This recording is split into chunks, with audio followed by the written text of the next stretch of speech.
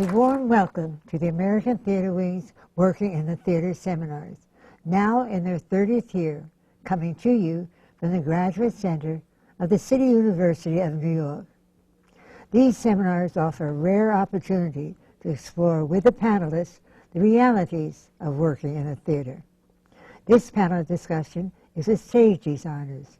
We'll learn something about how and why these scenic, costume, and lighting designers became professionals, and just how significant their contributions are to the success of any theatrical production. I'm Isabel Stevenson, Chairman of the Board of the American Theatre Wing. And now, let me introduce our moderator for this afternoon, Tony Award-winning designer, Heidi Ettinger. Thank you. I'd like to introduce our spectacular panel. Catherine Zuber, a costume designer. Next to her is Skip Mercier, and Anna Luisos is right next to Skip, who's a wonderful set designer. Next to her is Don Holder, a lighting designer, and David Gallo, a wonderful set designer. So thank you all for coming, and I think I'd like to start with a sort of a controversial question, which is it true we learn more from our failures than our successes? And if that's been the case, can you think of any like real bombs that you've done recently, or not so recently, in which you've learned something pretty interesting? Yeah? Everyone's a little scared of this one. Well, it's hard to define success. Do you mean economic success? What's success? Is it economic success, or is it a popular success, or is it a artistic success? Well, so many shows that we do are sometimes they're economic successes and artistic failures, and also vice versa. I guess the other question is, which is the most painful? The artistic. The most painful is an artistic failure, I think, even if it is a critical or... Well, chances are, if it's an artistic failure, it won't be a critical success. But it may be an economic success. But I don't think any of us are designers to make money. And I think we have a passion for the art and craft of working in the theater. And that's why we're there. If we can make a living, great. But I think it's very... as I mature and get older, artistic failures become more and more depressing, and they really feel like they're very draining. It's not worth whatever money you're making if you have to participate in that kind of experience, because then you feel like you're just there earning a paycheck, and that's not what we do. That's not where we come from. That's kind of against our principles. We do the work because we love the work, and we're passionate about the work, and we love being a part of something bigger than ourselves and contributing to the whole, to the process. So That's a good answer. Are we speaking strictly about Broadway here too, or No, is there a no. definition of all? No, all kinds of. I mean, that's where the financial question, I guess, rears its head the most. You know, I mean, I've not to get too deep into it, but I've been designing for a long time. I've done quite a number of shows, and I've only had one show run more than a couple weeks, so it's not like, it's hard to relate, you design 20-something shows over the course of years, and show runs 7 weeks, and everybody's all bummed out, and you're like, well, I in high school we only ran 3 days, and then in regional theater it ran a month, and then Broadway it runs, 6 weeks, I got used to that pattern after a while. I probably shouldn't admit that, but it's true, so, but Millie's been doing kind of well, so I guess it's, again, exploring the definition of what is, successful.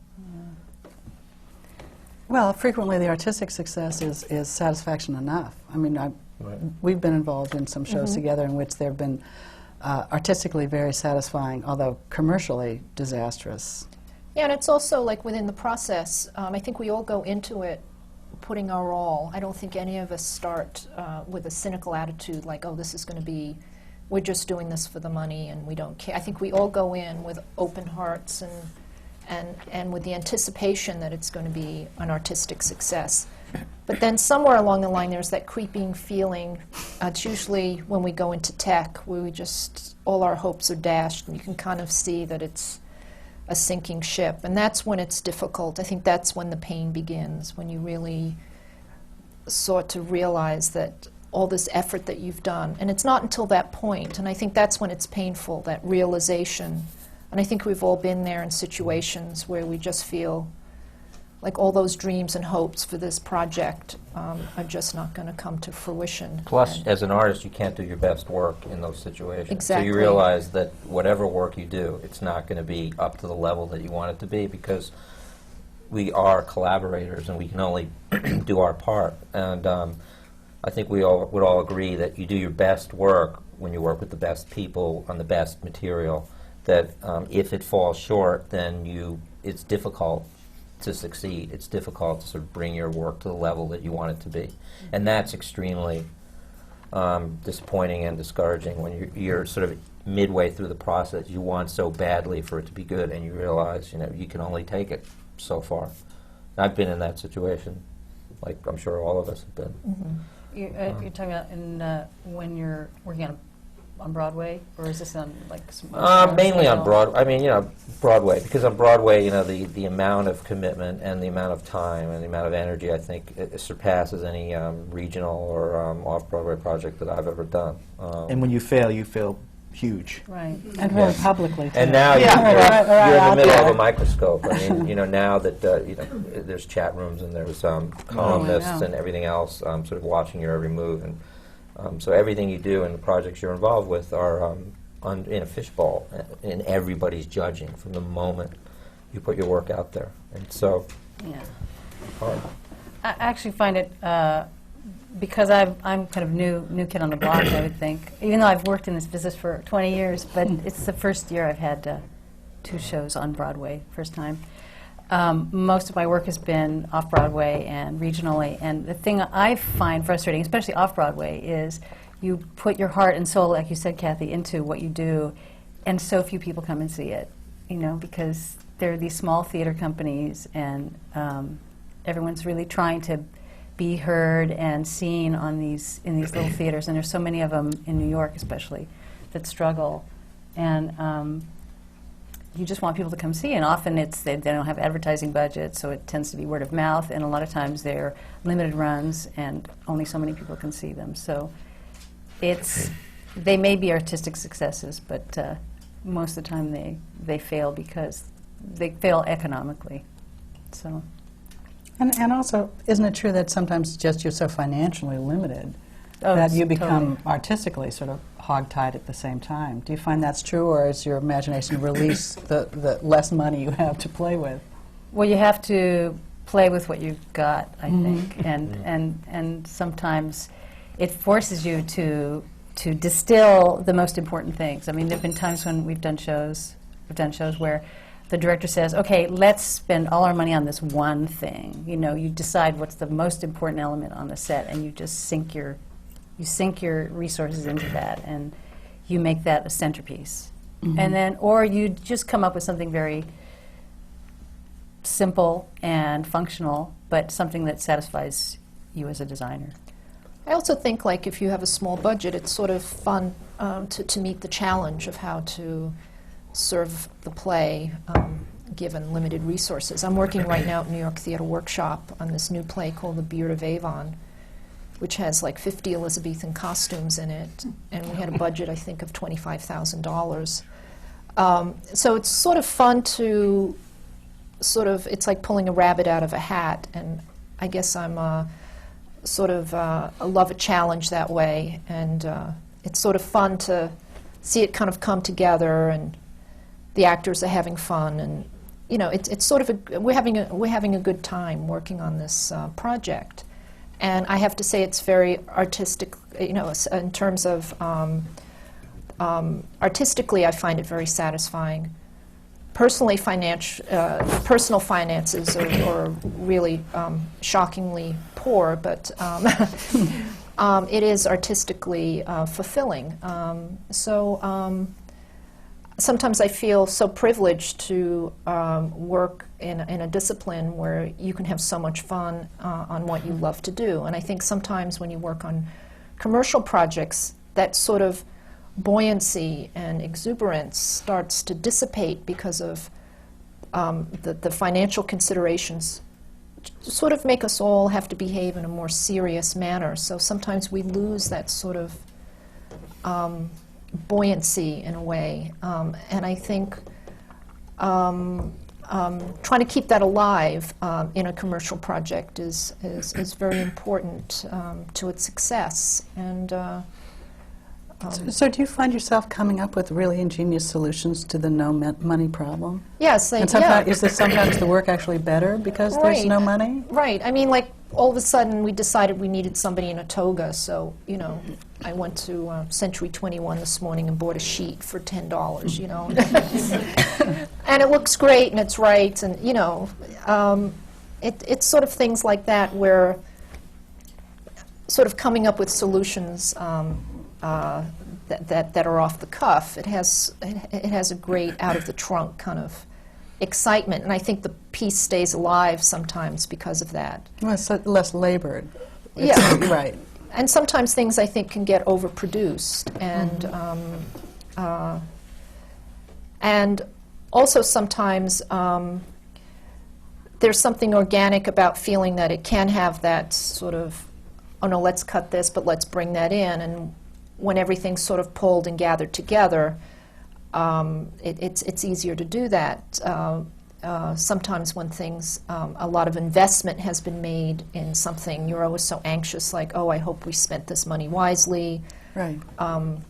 You know, like, you know, you both of you as set designers, you know, you feel like, oh, you know, the director is asking for the set piece, and it's a huge part of the budget, and maybe sometimes I know in the back of your mind you may feel it's not really the way to go, but you have to produce that. I know with costumes that happens. Sometimes you feel, you know, you hope that this part of the budget, the percentage that's being asked to go to a certain scene, and you go, oh, you know, in the back of your mind you say, oh, I know the scene is going to get cut, or this isn't the way to go, but so Sometimes it's you all of can- those decisions. Or Yeah. Well, sometimes you can just stall it out. If you know it's going to go anyway, you can just cut. Right, make it right, not right. happen. Yeah. You know, one of the things I think about the financial constraints of that, one of the things that I found stimulating is architectural restraints. I don't know how specific we can get here, you know, but like Manhattan Theater Club having that stage one, their main stage theater, it's incredibly wide, it's incredibly deep, and it's 11 feet high. It's this really low thing. And the two things I've done in there, you know, I was pleased with the results just because I kind of felt that pushed me into at least a unique, you know, solution for such a, you know, funky space. You know, one other theater that I really like is the second stage at Cincinnati Playhouse in Cincinnati.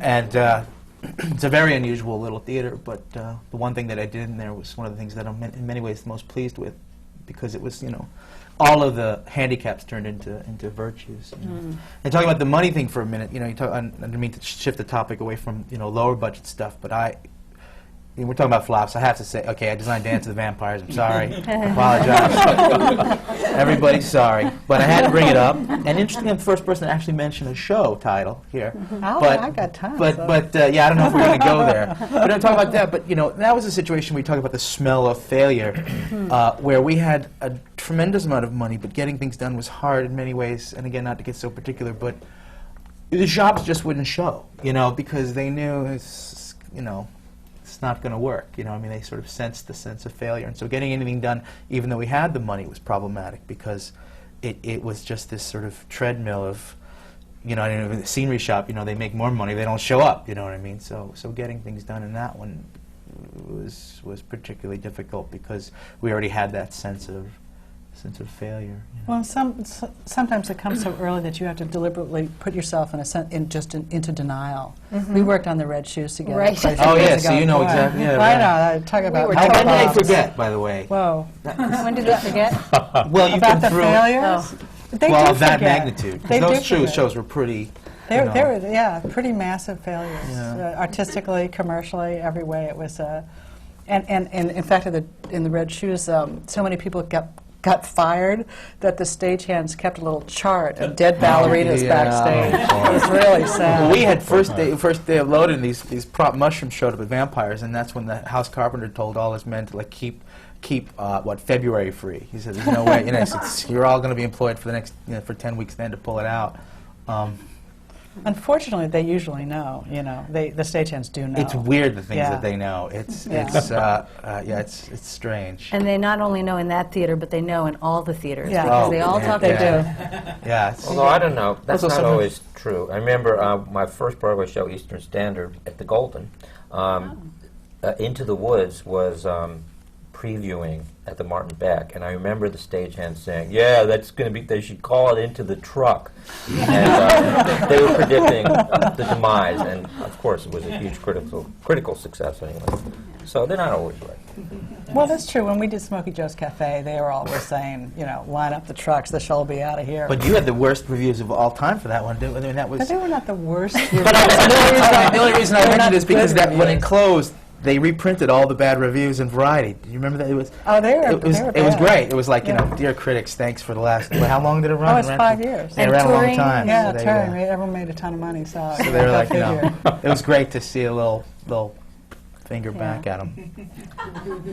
Well, it's true. And it's certainly good to know that the critics really can't kill a show. I mean, they can try really hard, but frequently they can't succeed, so that's good to know.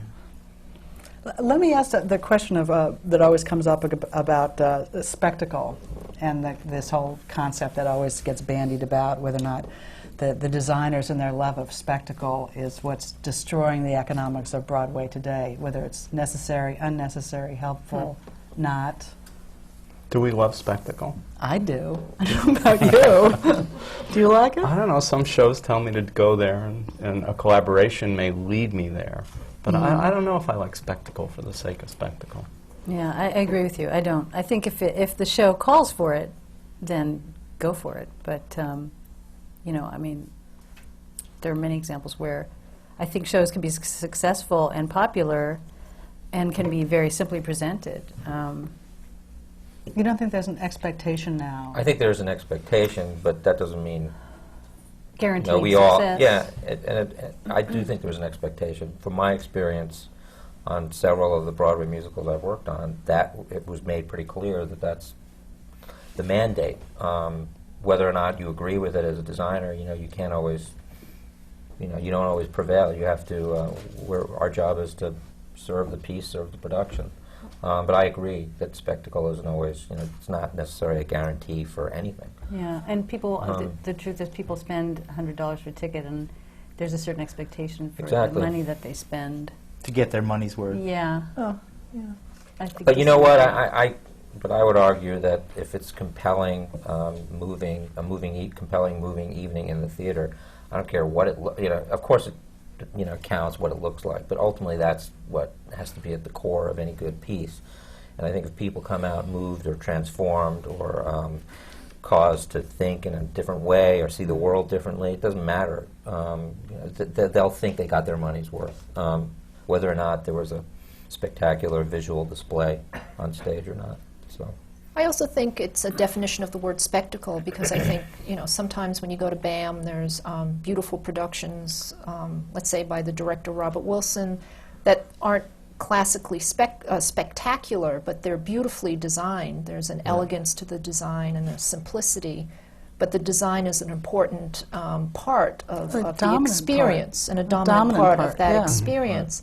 And that's what I think is important, that I think design is a very important part of the theatrical experience. It always has been since the Greeks. It was always a key part. And to overlook that, or to feel it's not important, or to dismiss it, I think is a dangerous direction that theater can go in if we're not careful. Yeah, And I think, I agree. I don't think that design should be underestimated, and the role that it plays on stage, because many of the problems that the directors, many of the problems that are solved with the script or with telling the story, I think are often solved by the designers. I think designers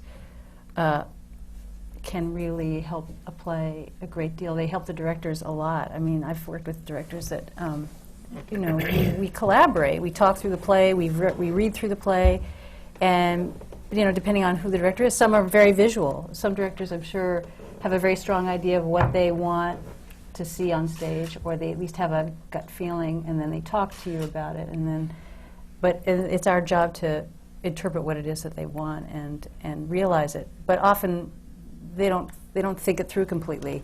They just have this feeling that they want to convey on stage, and then I think Well, yeah, design because plays big roles. the way, ultimately the way a show or a piece is interpreted is up to the way the designer presents it.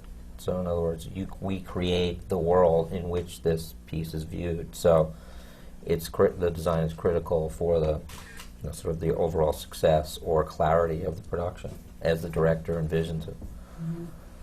Do you all have a preference for do you feel happier when a director comes in really being extremely specific about the visual world and what he wants, or a director who comes in and has no clue at all? I mean, No clue. you would prefer no clue. Absolutely no That's clue. better. Oh, interesting. And it's if they come in with a love of the work and get me to love the work, that's my favorite place to start. It's because we come to the table empty, and we explore it together, and we find it together.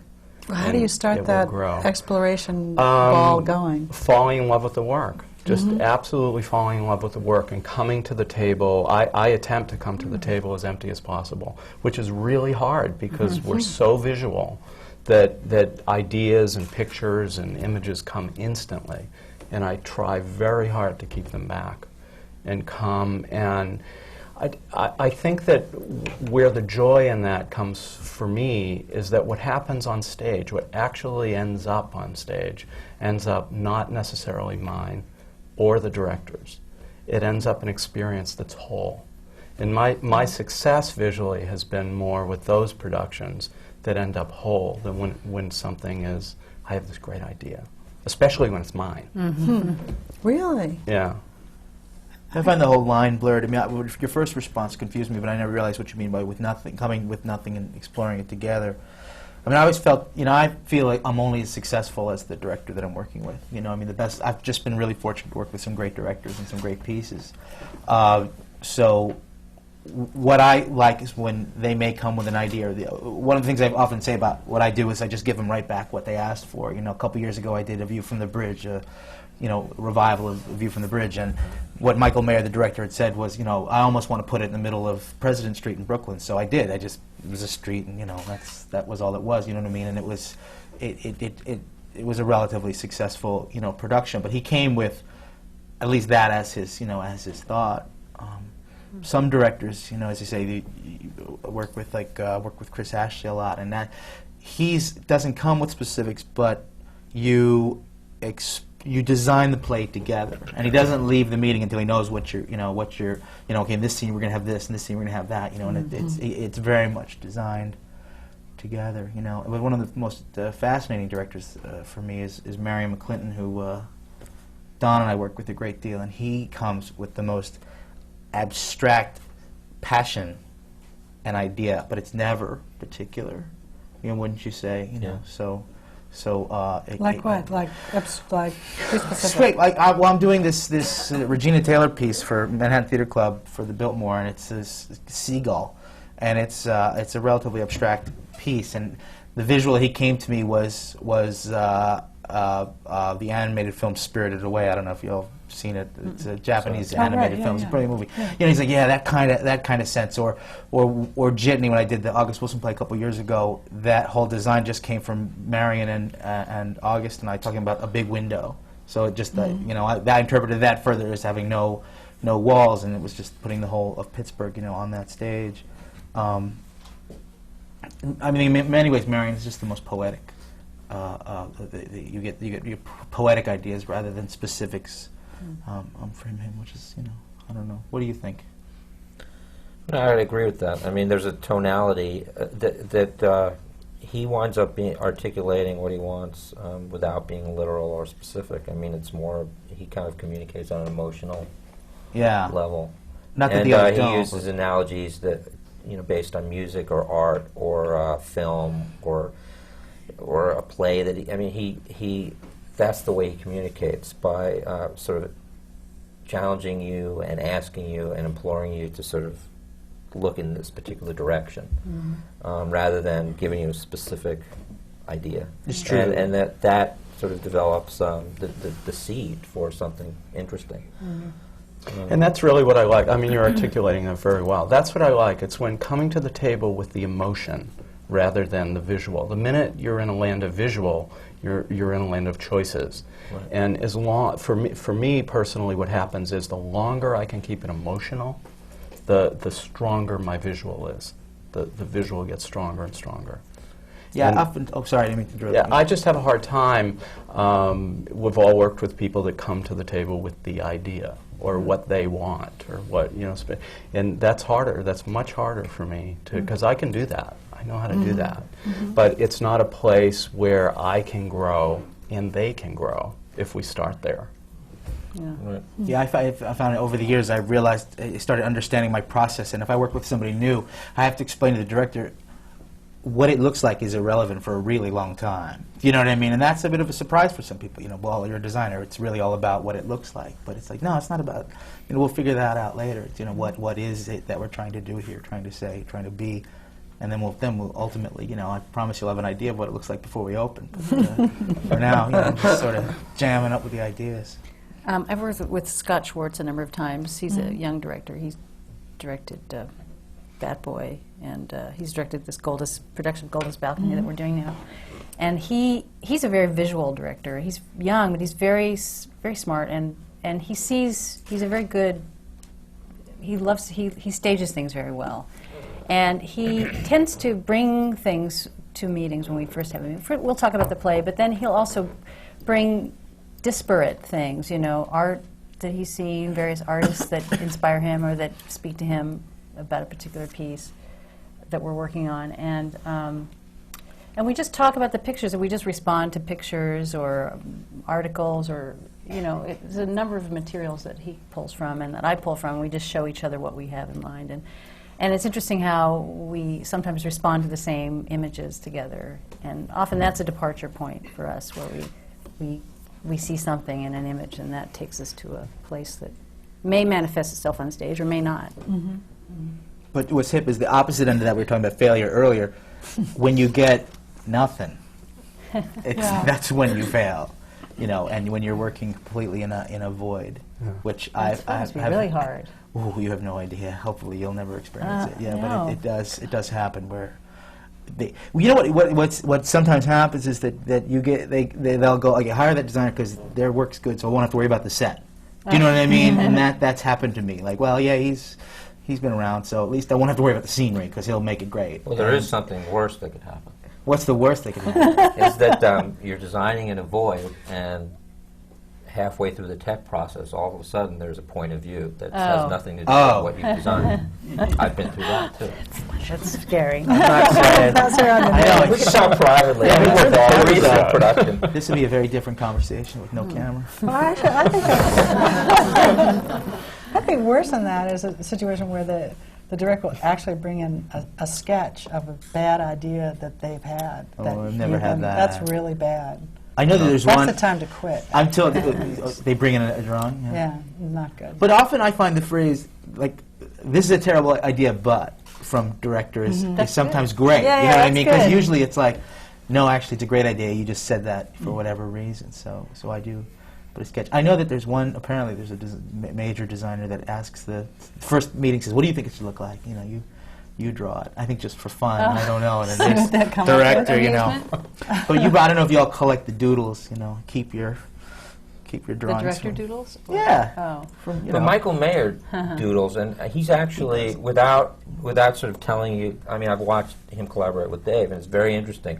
He's a little bit more visual, and he actually can articulate his ideas in a crude way, but a clear way, by sketching something. And it's not like he's telling Dave at all how to design it, but he sees it, responds to it, and says he processes what he sees, and he goes in his own direction. But I found, he did that with Thoroughly Modern Millie. He had some interesting ideas. Right? So he's responsible. No, he's not. I mean, I'm not saying he's responsible. I'm saying that Michael couldn't say, well, I feel like it's in sort of this style. He, doodled some. He doesn't doodle much, though. Chris Ashley and I will sit there with a pack of paper and a bunch of pencils and draw back and forth. And he can't draw at all, but he's not afraid to, Right. And that But sometimes, from my outside perspective, it's not always a challenge. Or Well, it's just another way of communicating. You'd never get a drawing out of Marion McClinton, but you No. would get it. You'd get a mix CD that he put together, and Right. you'd listen to all these tunes, and you'd be like, "Oh yeah, man, I get it." You know. Again, it's just different ways of communicating.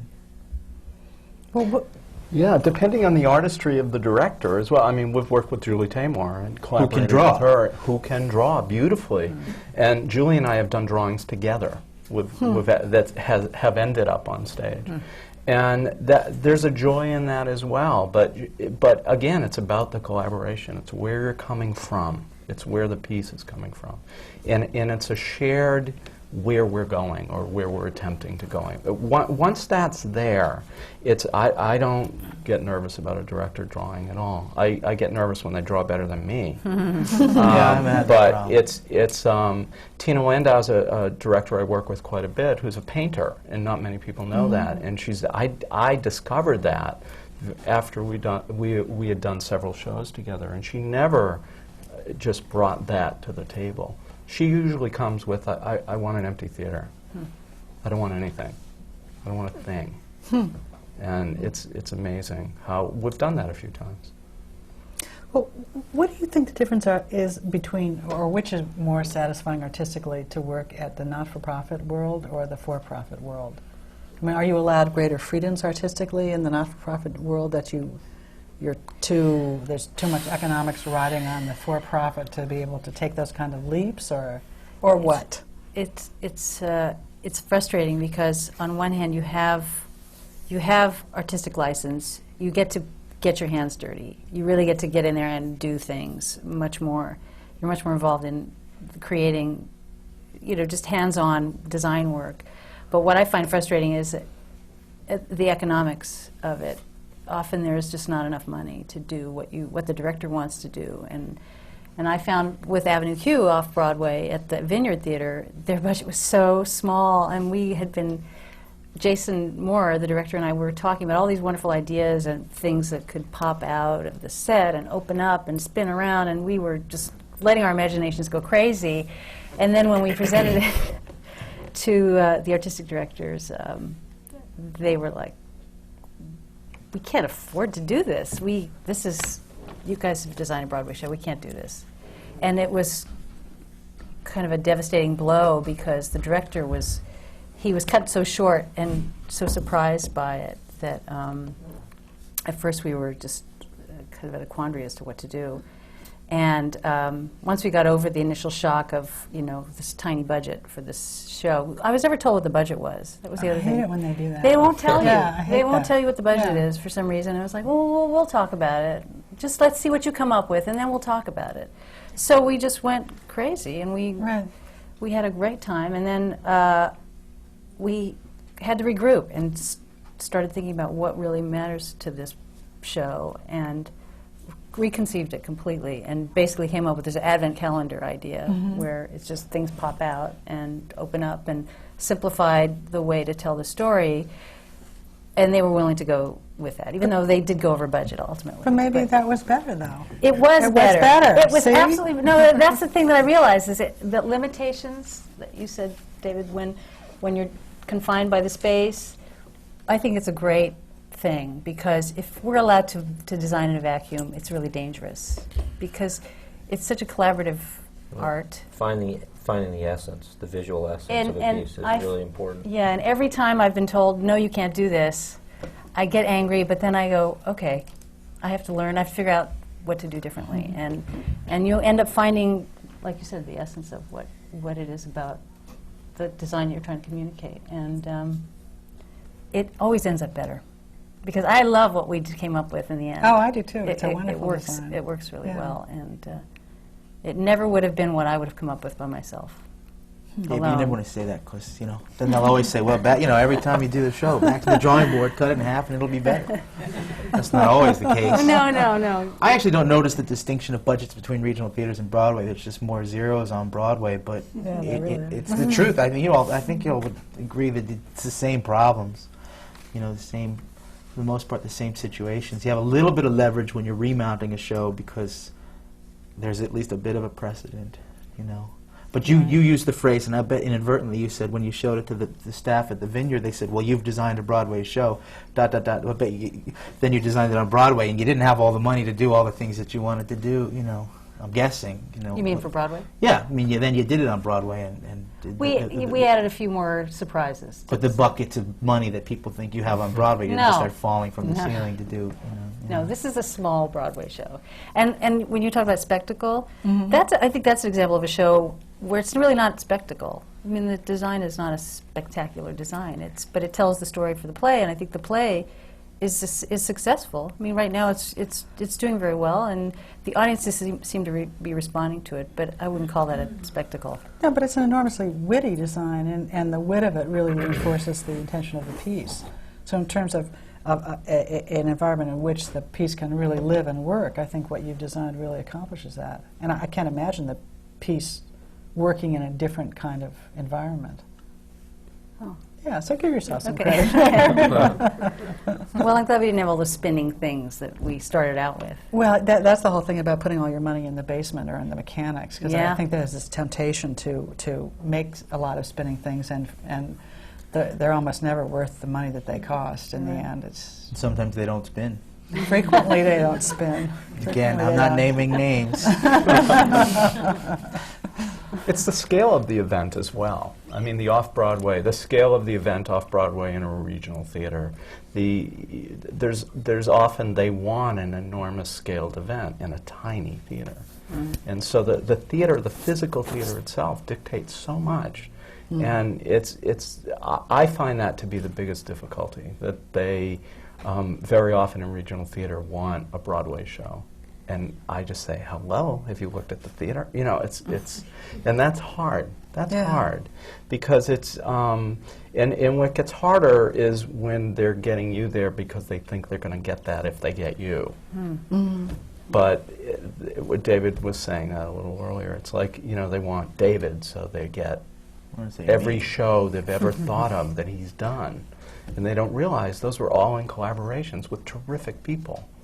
And so it's I'm not talking about what I was saying. That wasn't institutions; it was directors. the director saying, you or know, the "At least I lack of wanna do-" collaboration. They Yeah. think they get us. They get every collaboration we've ever done. Like I hire you, and I'm going to get a Julie Taymor design. Yeah. Well, you know, you're going to get Hello. a Dave. Yeah, it's not gonna because we are part of our, you know, what comes in, you know, comes out. I love the collaboration. I mean, it's my favorite part of what we do. Is that why you're doing this? Is that why you're in the business? Because Absolutely. you enjoy that process. Yeah, I don't like the business part of it, Oh, the but I business like the is collaboration impossible. part of it. Is that true of all of us, do you think? That's Absolutely. That's the enjoyment? That's the pleasure? David looks a little... I'm just trying to think what the best "Hmm." part is. Yeah, I think that I wouldn't be able to set myself up in a garret somewhere with a bunch of canvases and paint because I'd just be now what, you know? It's, you know what I mean. The That's- I artist. feel exactly the You same know what way. I It's mean? like, Yeah. We what do get you to do? cheat. You know, you get to. I don't call myself an artist, but I could. You know, we get to cheat because there's the script and there's another person that you're going to talk to or a group of people. You know, they're going to help you create something, and then you'll get all the credit if it's good. You know, it's great. And there's a deadline, too. And there's a And there's a ticking clock, deadline. which is really good because it And makes you there's actually a- do something. And there's the inevitable. It's going to be over eventually. You know, Yes. it's going to end. You know, I don't know. If I were to write a symphony, would it ever end? You know, there's always shows. Well, some shows try not to open. What do you think? Is that Longest preview period in history. Wait, which one? Vampires. Oh, you wrote that on the brain. That's just like... We started with Taylor. and it was a year. You know, it took a year. wow? Well, there is something very pleasant about the rhythm of this business in a way, because it takes you from the collaborative process, which takes place in the studio, and we're generating ideas, and into this time in which you're using your tools to create the piece, and then this their intense period of tech and production, and then bang, it's over. And there's something very pleasant about that. I mean, I really enjoy that kind of rhythm. Yeah, I agree with you. I mean, one of the most interesting things is, I think, like with fine art, that it's sort of the end goal is permanence. It's to go through, you know, eternity with whatever you produce. The wonderful thing about theater is that it's, in a way, disposable. That even if a show... Ephemeral. What? Pardon? Ephemeral. Ephemeral. That's better than disposable. That even the long, if a show is a commercial show and runs for 15 years, there is a moment where it's time to pack up and it becomes memory, and I think that's the wonderful thing is I think all of us have shows that we've done in the past that are these wonderful memories of the experience of what it was, of shows we've seen that we haven't worked on. That I think that's part of what makes it so special is that it's fleeting and not permanent for me. Is that the reason that we're all primarily doing theater as opposed to film or TV, do you think, because of that quality? Or most of us are here. You certainly do quite a I've done bit some of TV. TV. And haven't you too, Skip, Yeah, I done some have, TV? Yeah. I like creating the world, and I find you can't do that in television or movies quite. Some movies, but generally, the idea of creating an entire world as a microcosm in a space doesn't happen in television the same way. And it's also the theatricality of even if you're doing a project that is realistic, there is a theatricality to that realism Totally. that doesn't always happen on film and sometimes on film and television, Yeah. but usually not. If I get a film script that lets me do that, I love it. Right. If I can do that. I would do it on film, but film doesn't often demand it.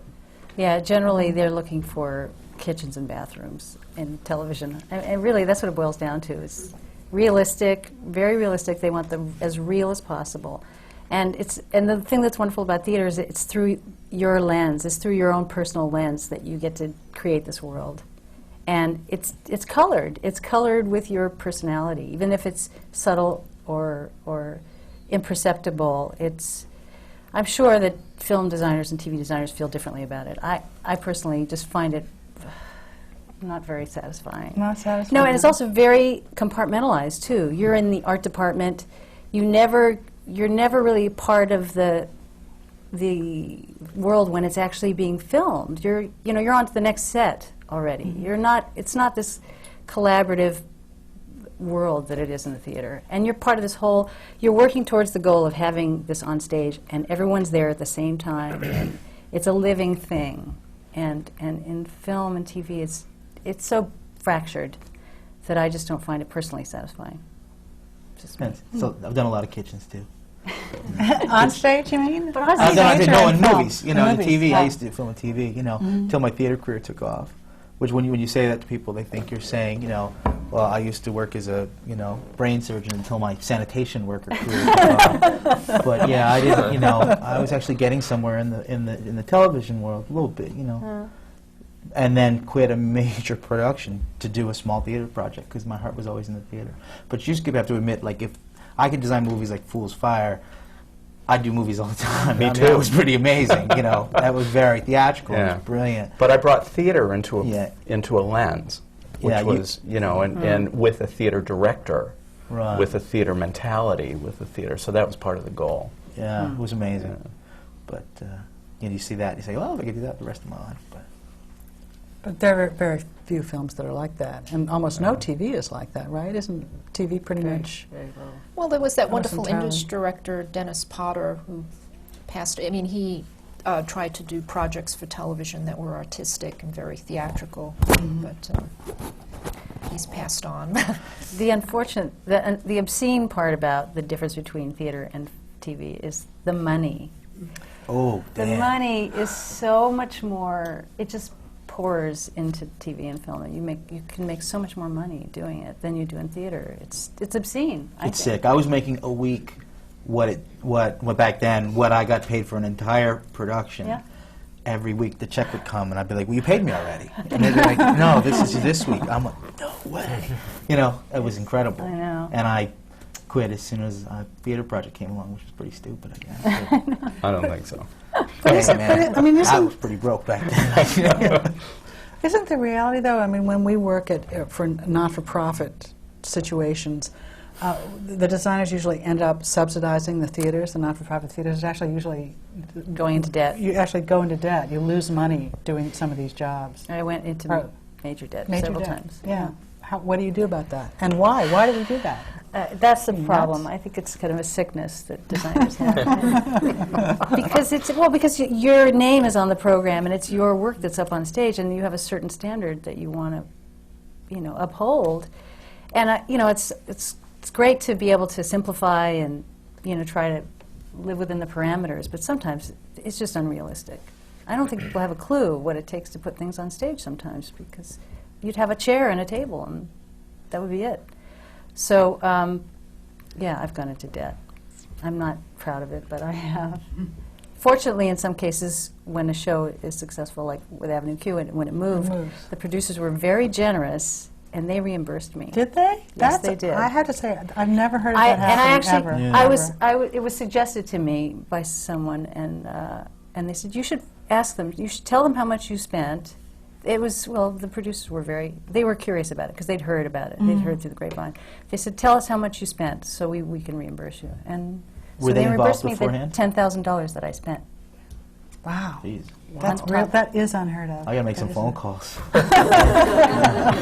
Were they involved beforehand though? No, not financially. I don't think so, no. There was no connection. No, they were going to be the producers if it was Okay. going to move. So it's a slightly different, No, and I could have easily lost it and never gotten it back.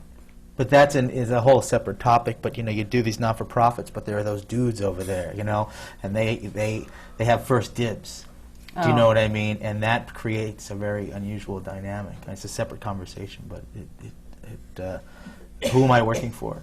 The not-for-profit or the guy with the Armani suit? Oh no, I was. You know what I mean? I just felt like it was important to me. an increasingly confused issue these days. I mean, it continues. Every to show go has on got and on. somebody, Yeah, behind and it. the whole fee structure is reflects. Who knows what it really reflects? It's really confusing a lot of the time now. But don't you find you end up paying assistants that you never get reimbursed for? Oh, totally, totally. Because it's just impossible to do it all yourself. You can't do it by You can't yourself. physically do it. Yeah, I don't know if So- any of us have not done that. At the end of the year, the assistant bill never meets what No. it was. So how is it possible to survive in the business if you don't do television and you don't do enough, or you don't do commercial theater that's actually successful? I mean, you can do commercial theater, but unless it runs, you're usually in the hole there too. My solution to that: Yeah. do lots and lots of shows. That's been the only way for me. Is say having one that's running, I now know. Oh, I get it. If it runs, that's great. But the only way I found financially to survive is to do a ridiculous number of productions, because then you're sort of you're loading it up from the front, and then you're sharing assistants amongst shows and things like that. But even that can get sort of out of control. And when I say that, I'm fortunate in that even like we were doing the August Wilson plays. The great thing about doing one of those is you could end up doing it at 10 different theaters, regional theaters, and at least you sort of sorted it out, and then it becomes a little easier each time you do it. And again, that's just luck. But then having that. you don't get a whole new fee every time it moves to a different regional theater, do you? Or do you get I how does it work? pretty I mean, much, it keeps yeah. changing. Everyone's different, I guess. I try to. They try to I don't know. They try to reduce do the that. amount, but- yeah. Well, that's a big bone of contention no. in our negotiations with the League of American Theater Producers, et cetera. right now. Co-productions. About co-productions and how a designer should be compensated based on the fact that he or she designed the production regionally and then it transfers somewhere else or transfers to Broadway.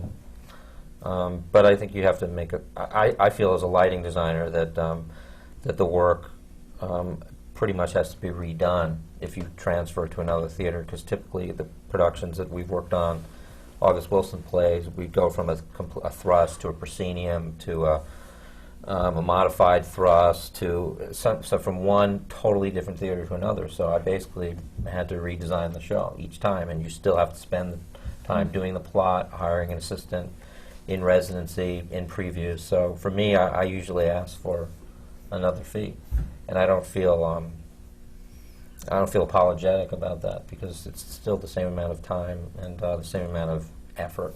Yeah, I feel involved. pretty much this. I got, but with August though, you can kind of get away with it.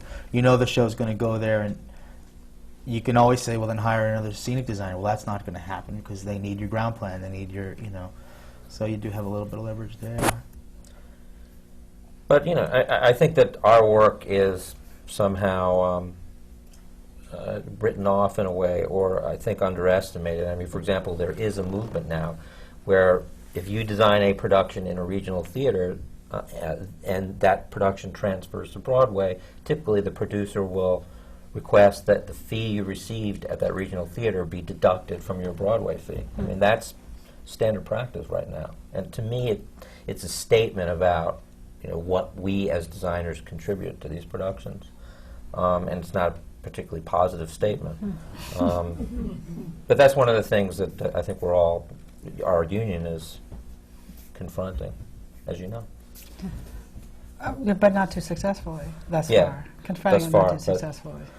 Yeah, which I don't understand. I don't know why that would be. I mean, I think it's clear that we all, designers, you know, work very hard, and we just need to make a living like everybody else. And what we're asking for is pretty reasonable, I Yeah. think. Especially when you amortize what you're getting paid over the course Yeah. of the weeks and weeks and weeks that you end up working on a play. You know what's interesting too is how long do you work on it? You know, Right. you're getting one. You know, you try to explain that to people who don't know anything about the business. You know, and you say, well, you know, not only do you get overtime, which is non-existent, but if the show takes this long to, you know, this many weeks to do, that's one thing. If it takes, you know, 3 years, it's the same fee, it's the same everything, you know, and having to redo it, and it's all included. It's all included. Well, if you ever actually try to figure it out by the hour. Yeah, everybody does that once. Wow. Well, you want to kill yourself. You're getting about a quarter an hour. If you look at these big Broadway musicals, particularly, which take a year and a half to do, and if you look at the fee, it's just it's economic suicide. And really, the only way to survive is if you're lucky enough to have something that runs and pays royalties and puts out road companies. Right. As a So- designer, you're basically an investor in these large musicals. You really are. Because you're devoting a lot of your own self, your own time, free of charge, ultimately, or at a very low rate. This looks like a good time to take a pause and hear a few words about the American Theater Wing. Before we get back to the American Theater Wing's Working in the Theater seminar on design, I would like to remind you that these seminars are only one of the many year-round programs that the Wing undertakes. You're probably familiar with the American Theater Wing's Tony Awards, given for achievement of excellence in the Broadway theater. We also have an important grants program, providing aid to off and off Broadway theaters. We have expanded our scholarships to promising students to pursue studies in the theater arts, and we offer a comprehensive guide to careers in the theater to those seriously interested in entering the profession. As a long-established charity dating back from World War I and World War II and our famous Stage Door Canteen, all of our programs are designed to reward and promote excellence in the theater.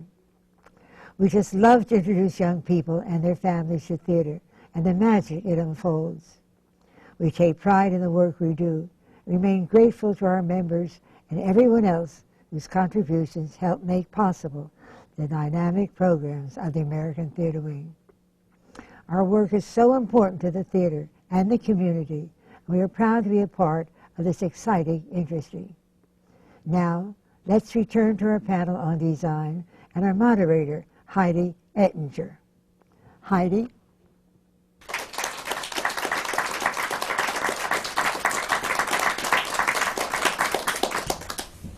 Thank you. I'd like to bring up the subject of internal collaboration or designer-to-designer collaboration and ask you what you think is important about that, what disasters you've had, what triumphs, and how it all works. David. Disasters again. No, it doesn't have to. It's a triumph. Disasters. I'm trying to be positive. Internal. I think that, Triumph. you know, designers are. We are our own like separate club in a way. So the scenic designer, lighting designer, costume designer, you know, sometimes sound, you know, all of that. We are a little different, I suppose, than everybody else. So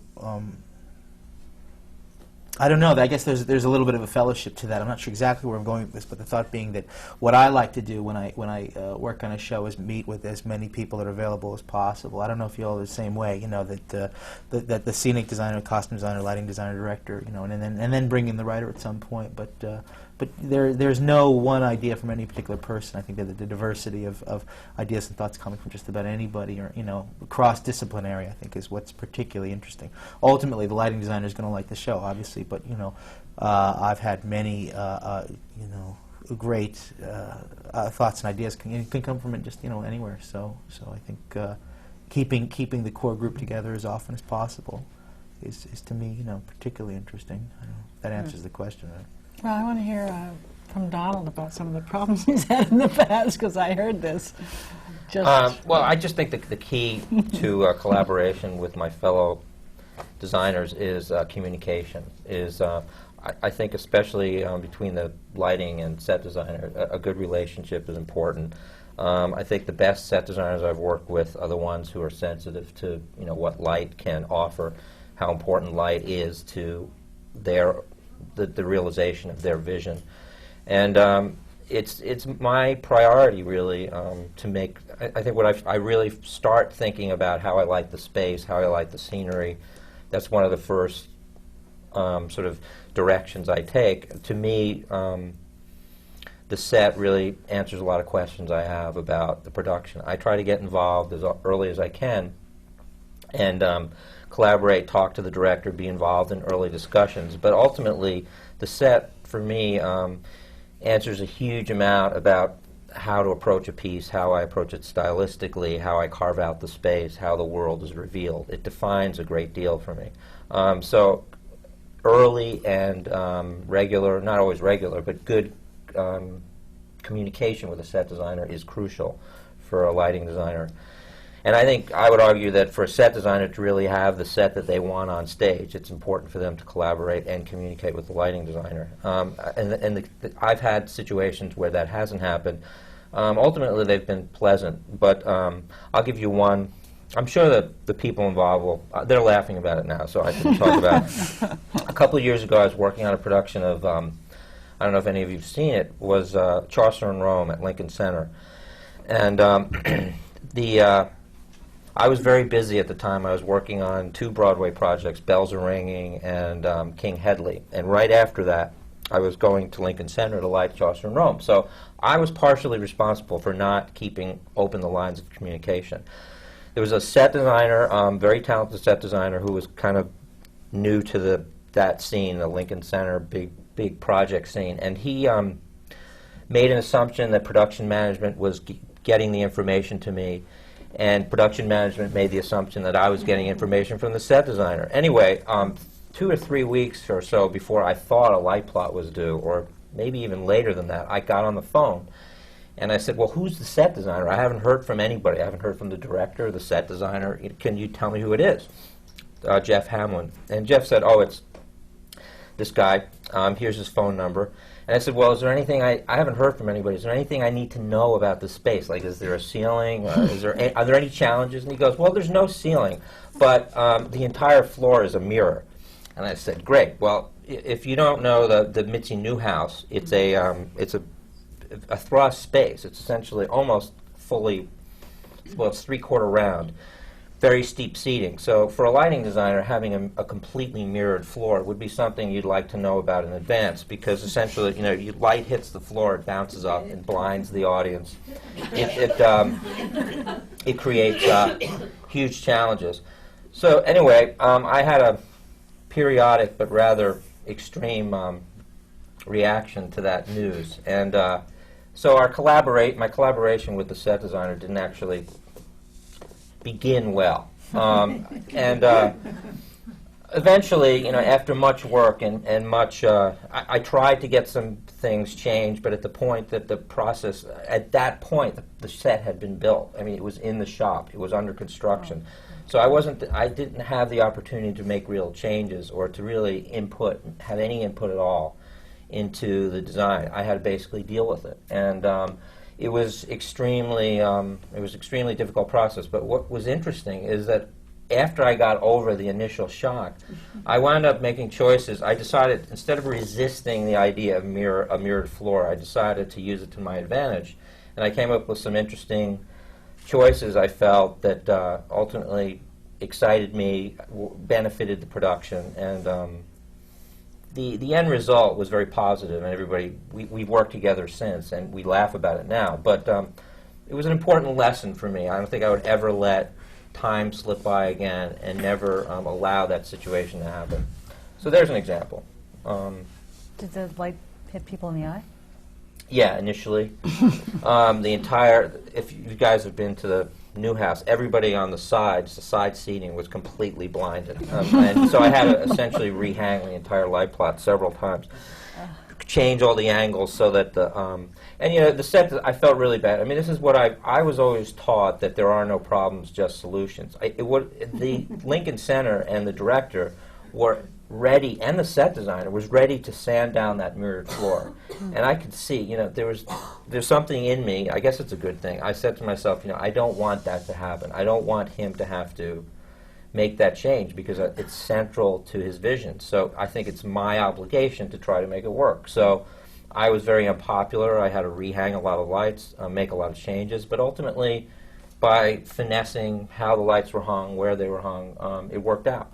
And I used a lot of, for example, there was this big sort of Roman pediment, big wall upstage that framed the space.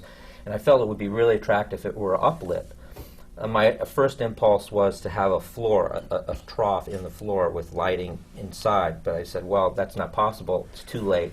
So I wound up downlighting the mirror and putting the lights in the exact right sort of relationship to the wall, so the light bounced off the mirror and uplit the wall and had the same effect. So that was an example. Or there are a couple of ghostly, sort of stylized, expressionistic moments where I literally lit people with the bounce off the floor. So if somebody was 15 feet up in the air and I wanted them uplit, I got a very intense source and lit down at the floor at just the right angle so that I created a glow on people's faces that way. So that's what I mean. It was the kind of play that could accommodate that type of lighting style, that kind of lighting approach, and it worked out fine in the end. But it was, people still, every time I go to Lincoln Center, everybody jokes about it. So it's kind of legendary now. Yeah. But you're particularly good about keeping in touch. That was You were slipping. I slipped. I will be honest. I was too busy at that time, and under a lot of stress, and I just sort of let it slip through the cracks, and it was a mistake. So I made a mistake. Everybody was at fault, really. I was at fault. The set designer was at fault. The production manager was at fault. I'll never blame the director, but you know, I will take responsibility. You're saying you were too busy. I was too busy. Yes. You're too busy. You just finished taking 3 major Broadway musicals, and we still had time to meet about a regional theater production. So you're not too busy now. Well, I learned my lesson. It was a mistake. I try to not make the same mistake twice.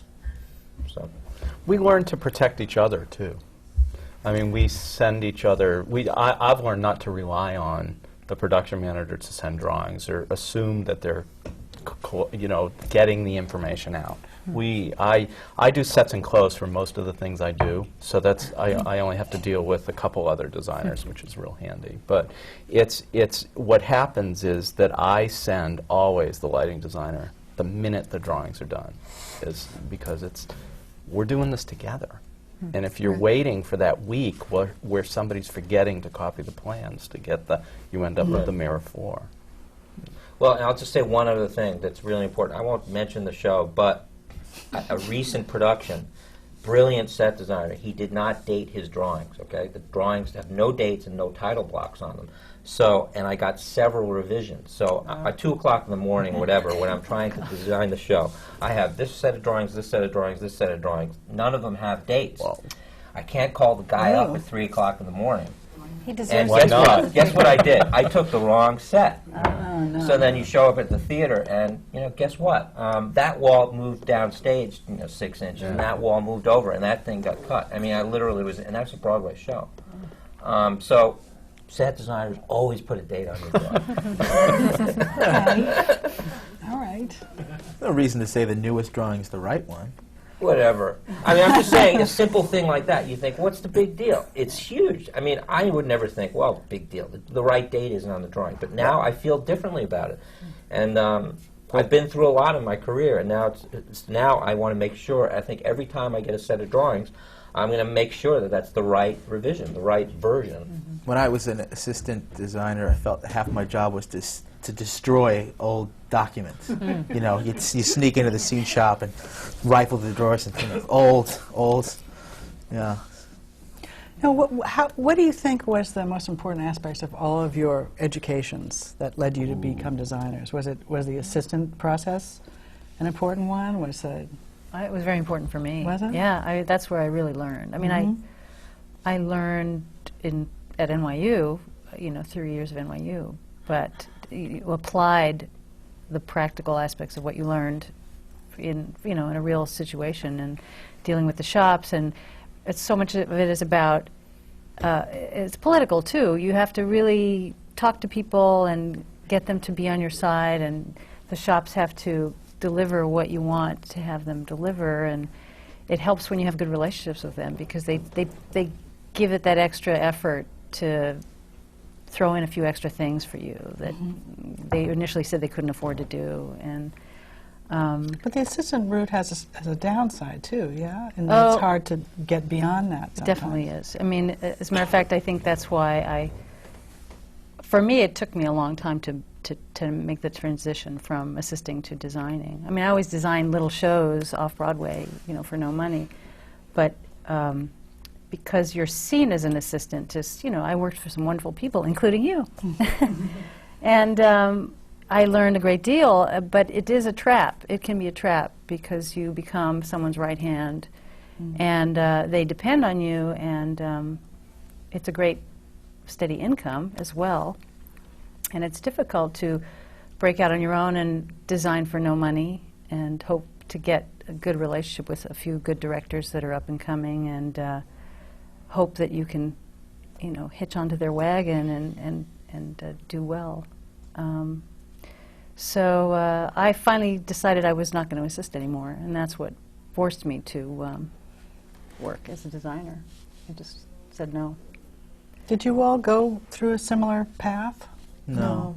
No. Okay. What was it then? I never assisted.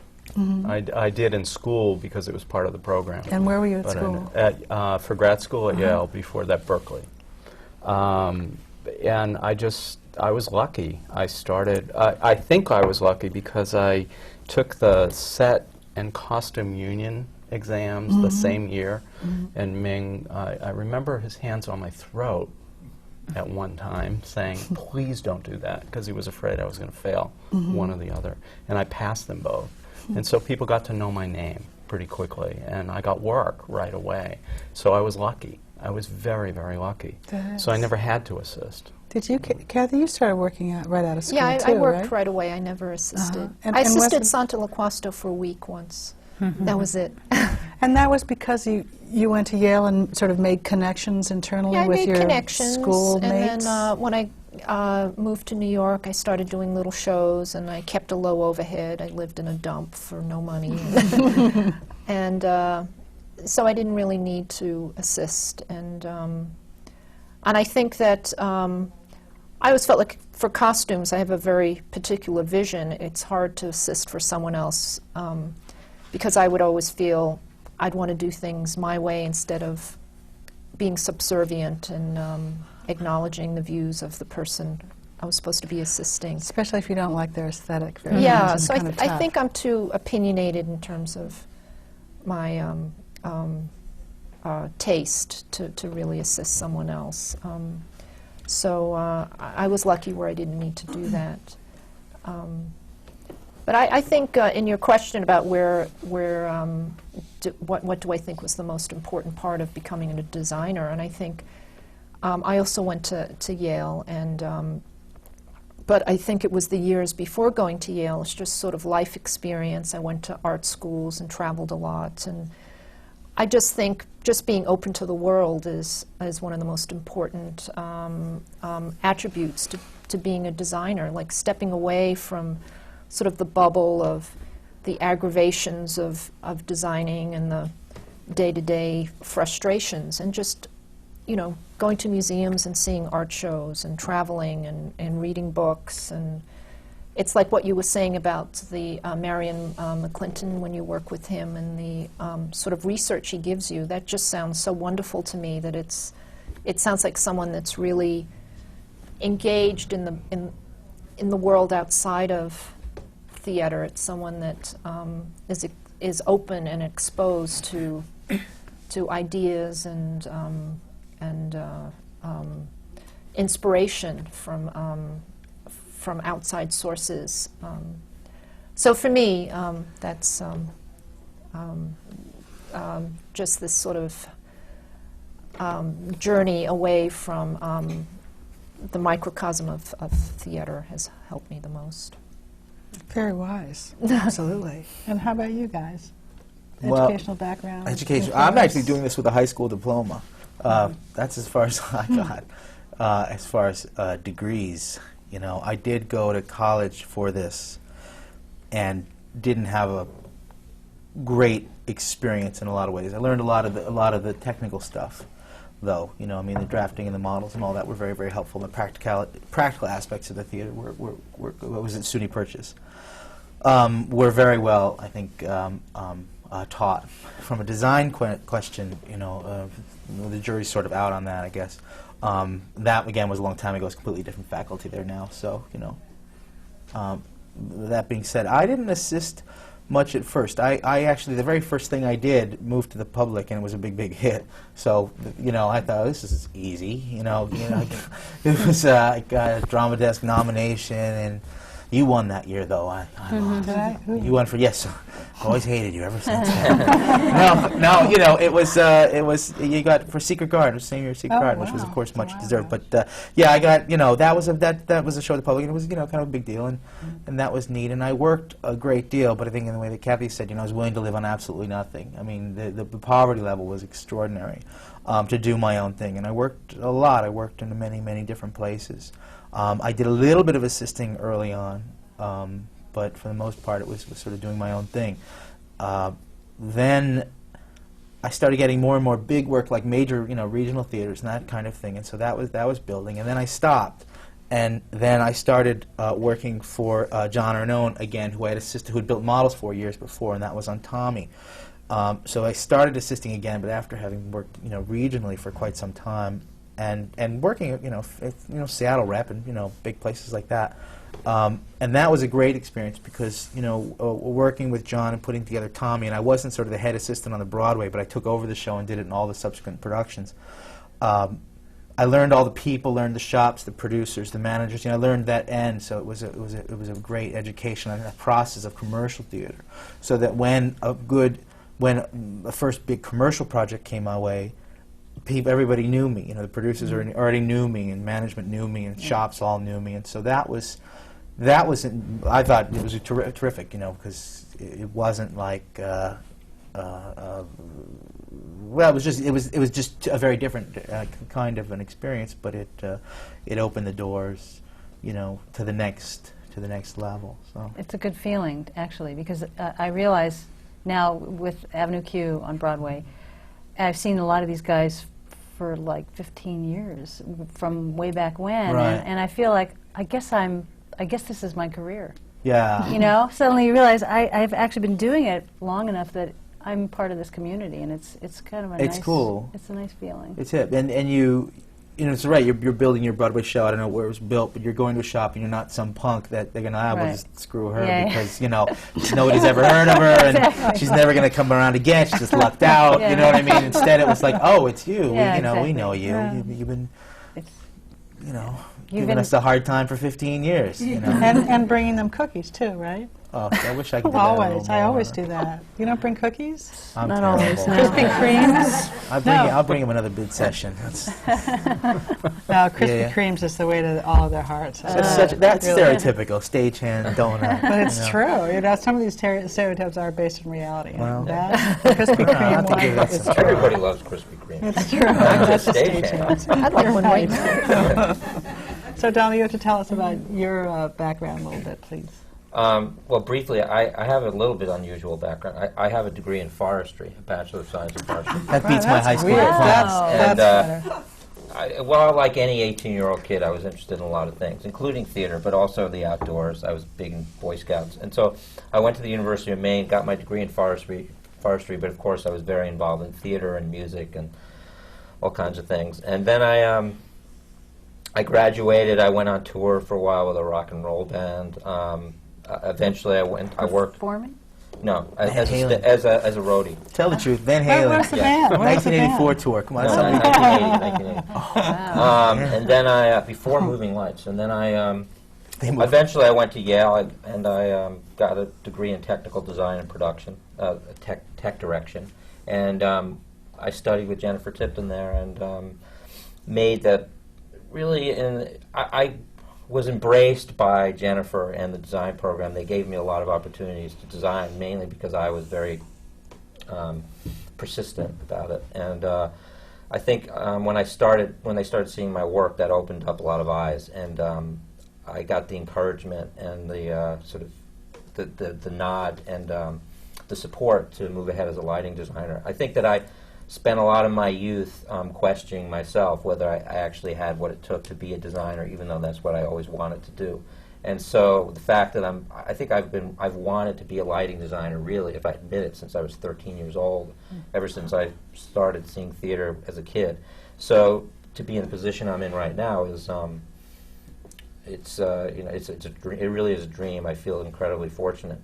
I did a little assisting. I assisted Jennifer Tipton a little bit, but I earned a lot of my money because when I was designing, I had very few design opportunities out of graduate school. I worked at a consulting firm designing rigging systems and dimming systems, and I went on tour with a lot of dance companies, Modern Dance and Ballet Hispanico, and I learned a tremendous amount on the road trying to remount other people's work on a daily basis. That was a huge education for me. But I have to say that graduate school, for me, having a degree, a Bachelor of Science degree, going to graduate school and studying design with someone like Jennifer was huge. It was life-changing, and it really kind of propelled me. And then also working after graduate school, doing dance for years, and then regional theater and off-Broadway for years and years.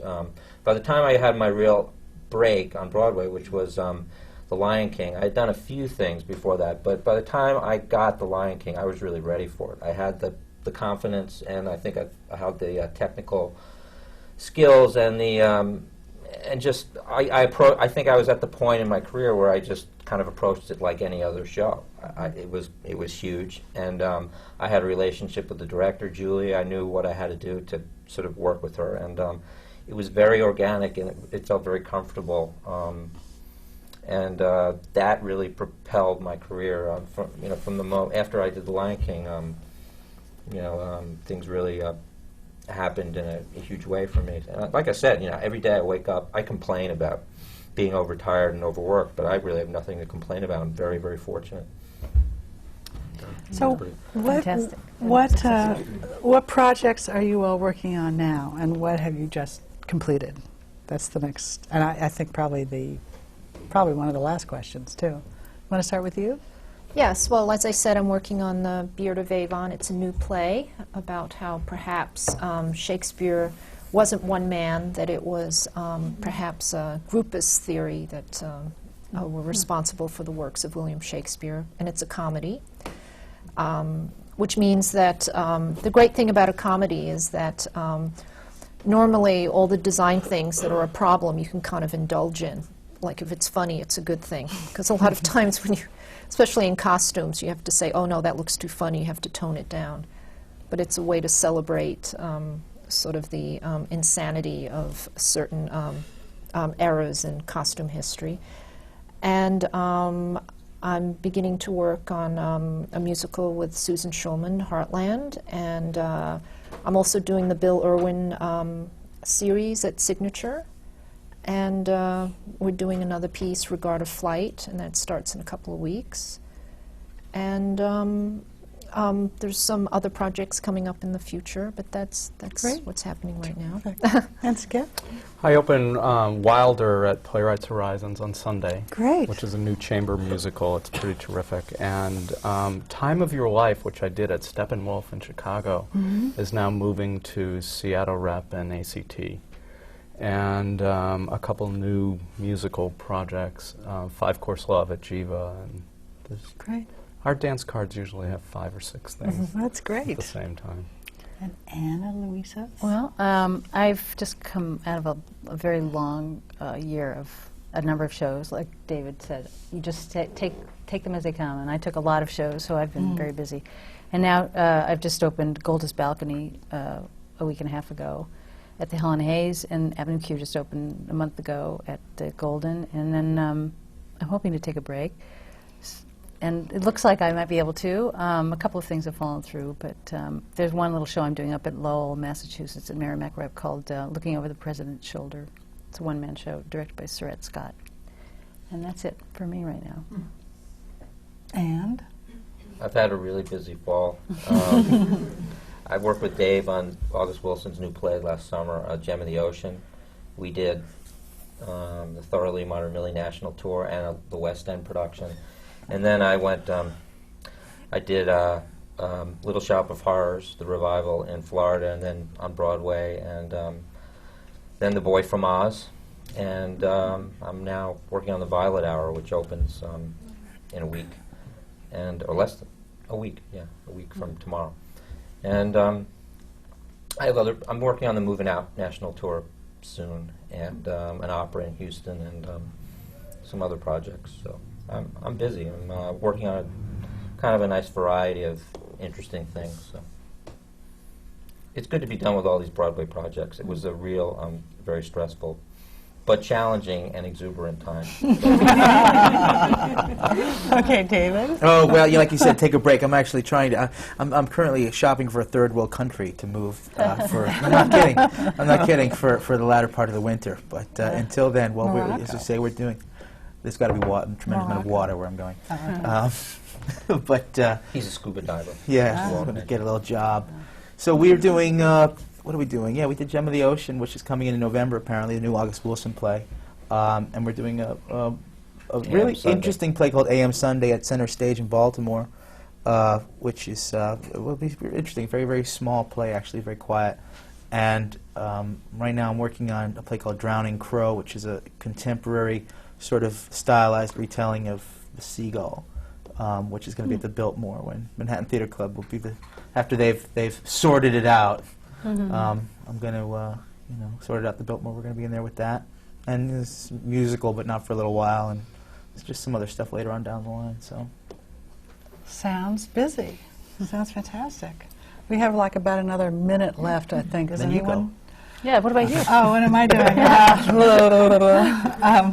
I'm doing, I have a minute. I'll talk very fast.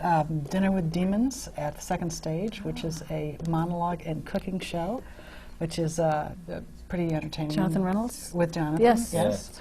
And then I'm working on a musical with Kathy of A Little Princess, which I'm also producing, so we're in the middle of trying to raise money for that, which is not a whole lot of fun, I have to say. But it's a wonderful show, and that's, I think, going to go to the Amundsen. So, being perfectly timed, I'd like to thank this wonderful panel for being here this afternoon.